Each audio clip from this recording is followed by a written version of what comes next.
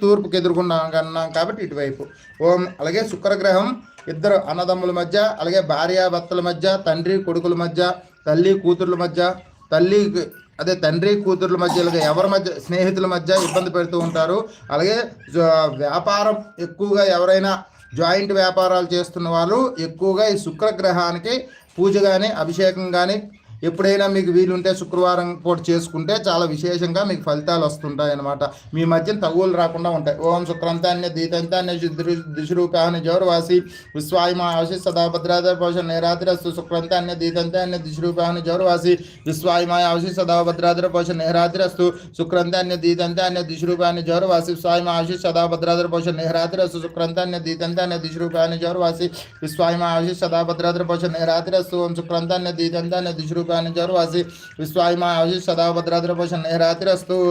ఓం శుక్రంతాన్య ద్వితంతాన్య ద్విజరూపాన్ని జౌరవాసి విశ్వాయుమా ఆశి సదా భద్రాధర పోషణ నేరాతిరస్తు. ఎవరైతే ఎక్కువగా వ్యాపారాలు చేస్తూ ఉంటారో వాళ్ళందరూ కూడా బుధగ్రహాన్ని కూడా ఆరాధించాలి. బుధగ్రహం వ్యాపారానికి అనుకూలానికి కారణం అనమాట.